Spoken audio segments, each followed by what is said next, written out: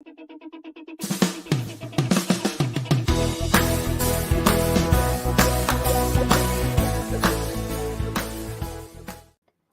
folks.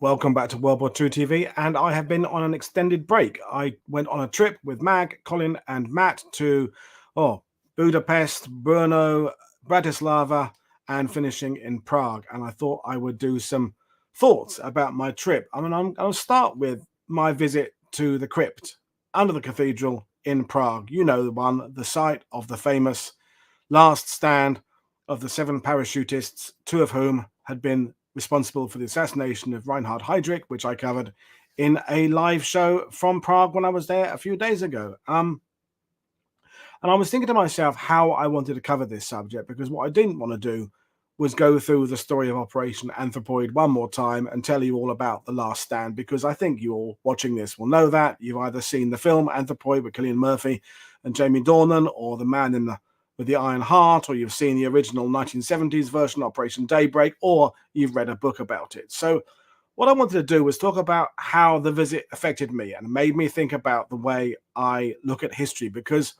one of the things I was concerned about in my head before visiting there was how, when I was standing in that cathedral, would I think about what it was all about, what that mission to assassinate Heydrich was all about. Because the reality, of course, is that it brought a tremendous amount of death. The reprisals committed by the Third Reich in response to that attack were horrendous. I mean, hundreds directly involved with the families of the assassins, and then hundreds more in massacres of a couple of villages and reprisals and taking for interrogation, probably in the end thousands of Czech and Slovak people, some of whom were completely innocent. So it brought about a huge amount of suffering. And did the assassination of Heydrich have the result that it was intended? But when I was standing there, in a sense, none of that really mattered. And the reason I don't think any of that mattered is, well, it does matter. What I'm trying to convey to you is how, when you're standing in a site such as this, where 7 people fought to the bitter end, and then some of them committed suicide with a pistol shot so they wouldn't be taken alive by the Germans, by the SS, all you can reflect on is the capacity for human beings to be incredibly brave in incredibly terrible circumstances. And although the Crypt is now open to the public and people are able to visit it, and it's lit, and it's obviously not so much heated but kept at a reasonable temperature, at the time in the summer of 1942 it would have been horrible down there, damp and cold. And although they were being brought food by the people of the church and priests and other people in the network there, it would have been absolutely terrible there. Now, I was there with my friends at the very last visit to the Crypt before close of day. It closes to the public at 5 p.m. So it was getting dark outside. We arrived. Been traveling all day, and we managed to get there in time to see the last visit there. And it meant that the cemetery, the Crypt was quite empty. We went in just after a tour group of about 25 people, with a guide with headsets and what have you, but they all left quite quickly to go to the next room, where they show a 20-minute film about the assassination and talk about the events. And so Mag and I, who were the last to leave, had just maybe a minute, 2 minutes in the Crypt on our own, and I was able to snap a couple of bits of video there before I left and went to attend the film myself. And these are the clips. I'm going to play them now and go back to my PowerPoint. So they're very short. Don't get excited. I felt a bit uncomfortable about filming there, really, but I thought, given that World War II TV brings very serious subjects, I thought taking a little bit of video wouldn't be too inappropriate. That's the famous window through to the street where the Czech fire department were forced to put the hoses through to try and flood out the men inside, which led to their eventual demise. This is a very short, quick clip. This one here is just a little pan across the inside the Crypt, showing the statues of the 7 members of the team. They didn't all die in the Crypt. 3 of them died in the choiry of the cathedral above. They decided to defend from there, and I've got a couple of photos of that coming up very later on. And the last little clip This one here is just a close-up of the statues of Kubish and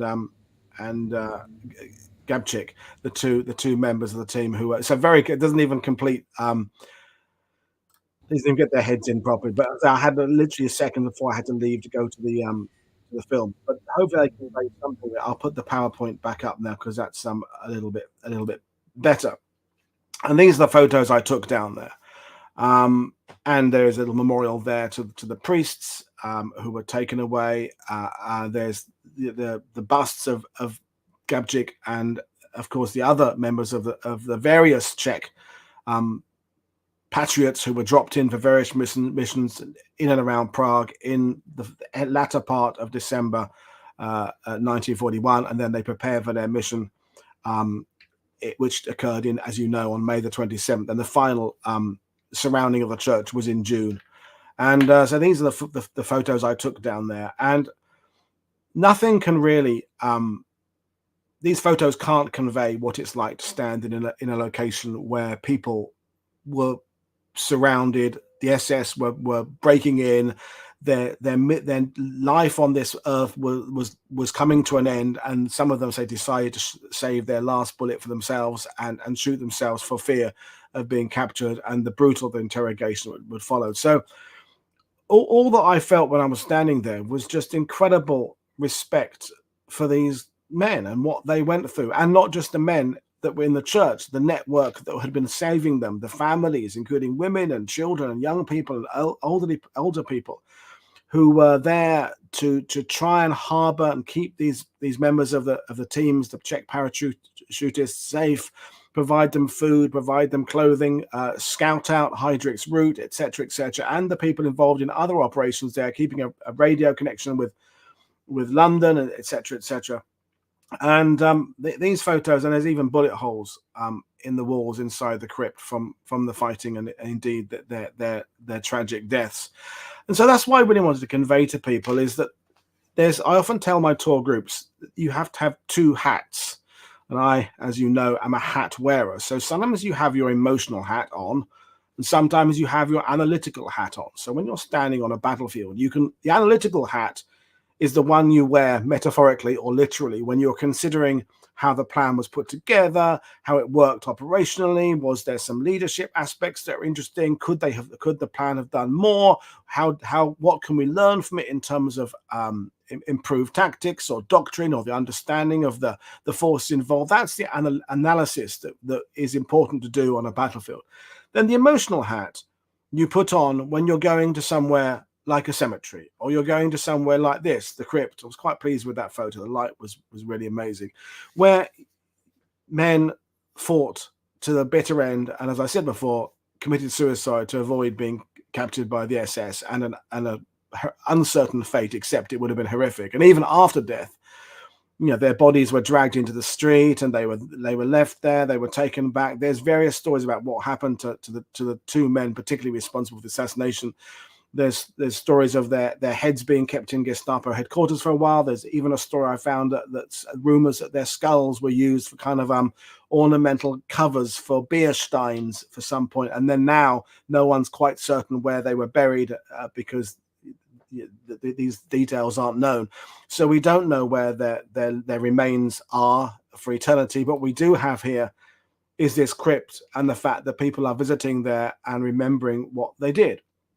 And as I said, whether or not what they achieved had the desired result, I don't know. Whether or not the loss of life of those who were killed following this was worth it, I don't know. I don't feel, as a human being, a historian, that I'm worthy of being able to address those big topics. Uncertain, Andreas, in the sense that the exact nature, would it have been days of torture, weeks of torture, where would that torture have been placed? Yes, the fate was determined in that it would have been horrific, but uncertain in the sense of the details is what I meant by that, Andreas. And when you're standing in this place, and we had, as I say, barely a minute, Mag and I, there on our own, and the rest of our group had already gone out to move to the film. A whirlwind of thoughts went through my mind about what was happening there, and that's it. I was firmly there, although I wasn't wearing my hat because I was inside a church with my emotional hat on. I was responding to this, um, and on a human level. Yes, History Explorer, that is where they pumped water in. They tried tear gas in through the top. They tried demolition. I can't think of the word. Demolishing the floor of the church above the crypt to get through, and in fact they succeeded that way. They blew a way through. They threw grenades in down the staircase, and then they eventually used water. And all this time, the surviving parachutists were trying to sort of chip and dig their way through the crypt wall to maybe break into the sewers to possibly escape. And of course, that never happened. So these are my photos.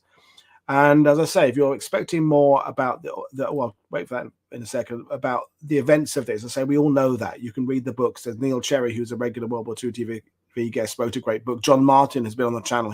He's a amateur historian. He's a stand-up comic. He talked about his research into this story. So yeah, there's lots of information out there. I just want to talk about my emotional response. Now, one of the things I was really lucky to do is to actually visit the cathedral itself. Now, often it's closed to the public, and you can only go into the first part of the cathedral, into like a sort of a semicircle of glass, and then look through that at the inside beyond. But when we were there, say it was just before closing, we were able to visit inside again for just a few minutes. And if you have seen the film Anthropoid, you'll realize the recreation of this, which they filmed on a movie set, was absolutely stunning. And they were able to go to town with the pyrotechnics there and show that final stand. So Kubish was one of the three. So one of the two assassins who actually met his end up there in the gallery or the quarry, whatever you want to call it. He was actually not killed. The other two, there were three parachutists up there in the quarry who were the first to engage the Germans when they came inside the cathedral, and two died in that stand, and one or possibly two were only wounded and were taken from there but died on their way to hospital. And Kubish is one of the two who didn't actually die directly up there, but died in transit to a hospital. And again, you can only be kind of grateful that he died on the way and wasn't subjected to the torture as a survivor. But again, I didn't have very long there, but standing in the cathedral and looking up at where these men met their final fate was humbling. I mean, I can only say these words a few times. Humbling is the word there. So that's it, really. I wasn't going to do much more than that. I was really just going to come on here and just explain a little bit about my feeling there. And then over the next 2 or 3 days, I'm going to do some more reaction video or thoughts videos about my visit to Budapest and to the other countries. We did 4 countries in 8 days, which was extraordinary. We were moving at a frantic pace. Our guides, Ross and Jeff Cable, were extraordinary, showing us these places. We walked something like 130 kilometers over those 7 days. So we've come back absolutely exhausted. We've eaten too much. We've drunk too much. And as usual, when on a battlefield tour, you're mixing intensive military study with trying to chill and see some touristy things and also spend time with your friends and have a laugh. But one place where we certainly weren't laughing was in the cathedral there in Prague, where this event took place. So because it ended, because our trip there ended quite not abruptly. We knew the museum.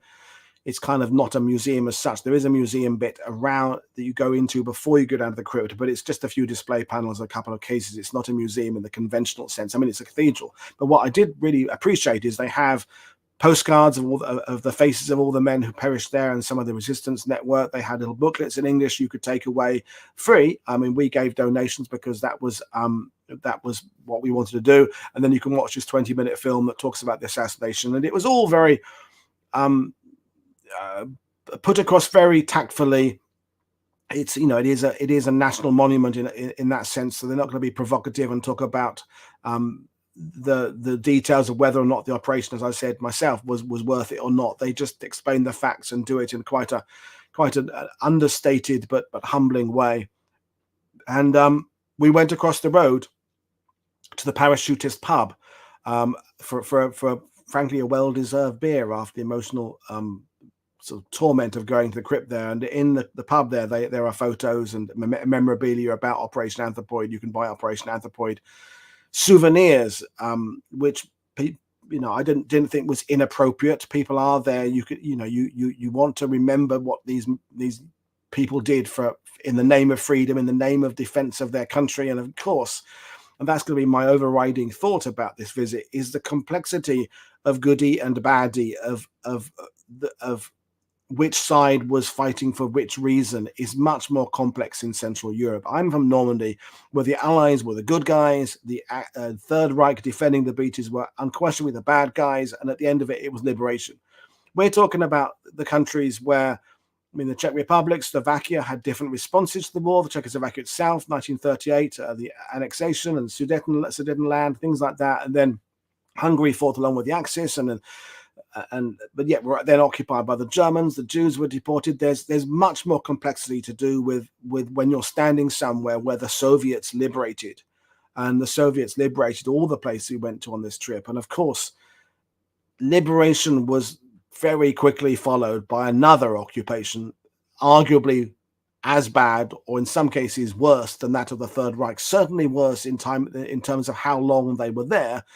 And then, of course, you've got other battles to follow in 1968 in Czech Republic, and in other years around. And Hungary had its own problems in the decades to follow. So you're standing there reminding yourself that it's not black and white out there. You know, why people are fighting and who they think they're fighting for, and whether or not they're fighting for a regime that was the one they should not have aligned themselves to. With hindsight, it is very complicated. But what doesn't ever change is the suffering of ordinary people. And that, along with our understanding and learning about the battlefields, is that the human suffering that took place in Bratislava and Budapest and Prague was on an incredible scale. I mean, you know, take somewhere like Budapest, which I'll be talking about later. You know, after the population was liberated, again, I use that word with knowing that it doesn't mean full liberation, is that 70% of all women between the age of 12 and 70 were raped by Soviet soldiers. So you've gone from one regime to another regime. It's very complicated. And I found myself, and my friends found ourselves, complicated by that understanding of who and what these people are fighting for. Normandy is very neat. As I say, Normandy is neat in that sense. You know who the good guys are. You know how the bad guys are. And so really what I'm saying is that I encourage people to go to the areas of the world where World War II was fought, where it isn't quite so neat, where you do have to think about why people are fighting and what they're fighting for, and also just think about human suffering. And on that note, I'm not going to get into modern politics, but when we in our world today align ourselves behind a particular country or a particular ideology, it often means that you're then dismissing the others. And I would like to think that I am always on the side of those at the bottom who are suffering, be they from whatever nation, regardless of what the control of the region they live in is how that has been set up, regardless of whether or not it was a democracy or not. There are many people around this world who are tiny players in this world, and their lives are being affected by decisions made at a level way above them, by governments, by organizations, and my sympathy is always for those people right at the bottom. And Gary, yes, that's it. You just said that. One of my taken away is from this trip is never forget that human suffering can be universal, no matter whether, like the Hungarians in Budapest, Hungary as a country had allied itself to the Third Reich. But individuals living in that country were just trying to stay alive. If you were a Hungarian Jew, your chances of surviving that war were greatly reduced because you were deported and probably murdered. And the same applies to Slovakia, in that they had declared themselves independent, and yet the war raged through there with the Third Reich, and Romanians fought through there, and Hungarian troops fought in the. It gets very, very complicated. So that's it. I'm going to leave it at that. I didn't want this to be particularly long, but that was my thoughts about visiting the crypt under the cathedral in Prague, and I hope you enjoyed the photos. We are back later today with a proper World War II TV show. Christopher Jarry is joining me to talk about the fighting of the 231 Brigade, the Malta Brigade, so Devons, Dorsets, Hampshires in Malta, 1940 to 1942. It's not a subject we've covered before. I will see you all then. This is Paul Woodadge for World War II TV saying I hope you enjoyed this little impromptu live presentation. Thanks, everybody. Bye.